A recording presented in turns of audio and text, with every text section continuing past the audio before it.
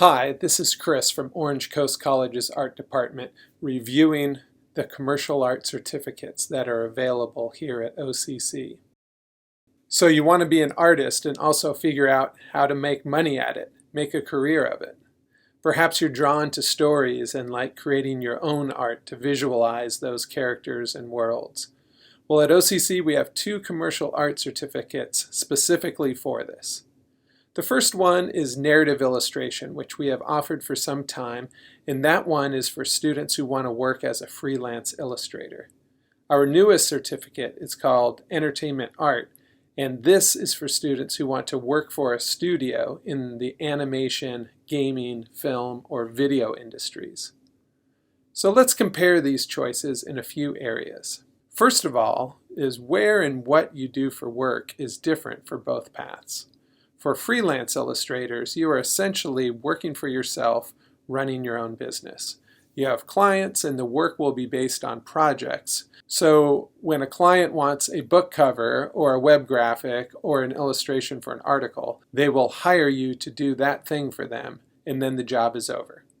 In addition to creating illustrations on contract, the other thing you'll spend time doing is running your business. As a freelancer, you are in charge of promoting yourself, finding new work, managing clients, and then all the associated office tasks like billing and estimating. Whereas in entertainment art, you will go to work for a studio and they will assign you your work, typically based on a story that you will spend months, if not years, working on. This is a very team-based approach, so you will probably work together in a studio art department somewhere. Studios do have some remote work jobs, but their value is in the synergy of artists working together.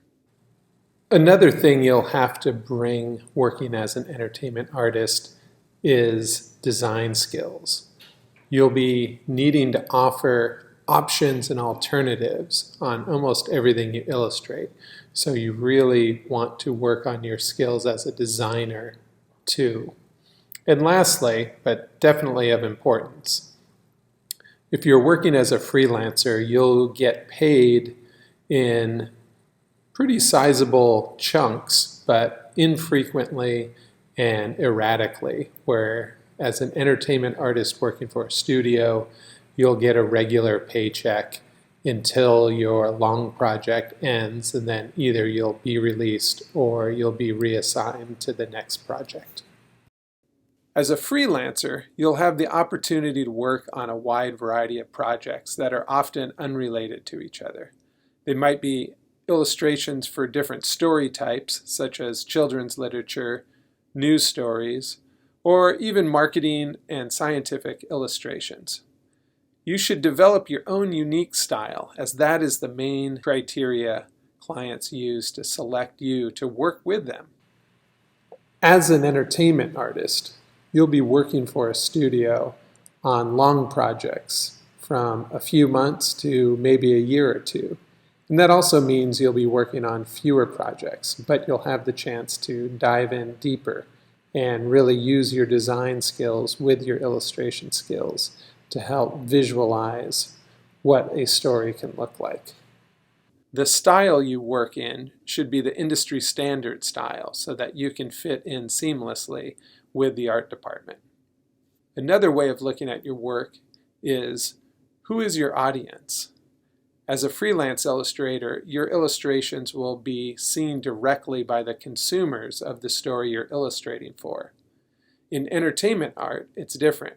Your illustrations will be viewed internally by the art department, the director, the production team, and everyone else involved in creating the visual look of what eventually will be a different product, like a movie or a video game. In the end, the customer will play the game or watch the movie, and in all likelihood never see your illustrations, unless it's in the art of book. What they will see is the influence of your art and design in the final product. Still, another way of looking at some differences between narrative illustration and entertainment art is your product. What are you working on? If you're a freelance illustrator, your illustrations are the end product. So your illustrations may be printed, newspapers, magazines, or books, or seen on screens, whether it be websites or apps. In the end, your illustrations will be one of the defining factors of the look of your product. If you're in entertainment art, you're going to be working on projects that are much bigger in scale, involving perhaps hundreds, if not thousands of people. So you'll be working on movies, games, animation, things that take lots of artists working together. As an entertainment artist, you may be working on concept art, which is figuring out what your movie or game could look like. Or you may be working in visual development or concept design, which is figuring out what the specifics will actually look like. You may be working in color, deciding what the color palettes and lighting is like.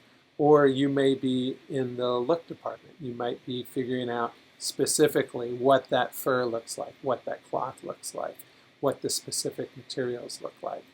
Or you may be working with a director in story art, where you're figuring out potential camera positions and compositions on screen. So there's lots of different roles for artists within the studios. Lastly, these are not mutually exclusive paths. It's very typical for entertainment artists to also be doing freelance or personal projects on the side, and for freelancers to be brought into a studio project to supplement the in-house artists. Here at OCC, both the certificates can be taken together with significant overlap of the basic classes. If you want to know more about the programs, please contact Chris Cairns at the email address below or visit the Orange Coast College website for more details.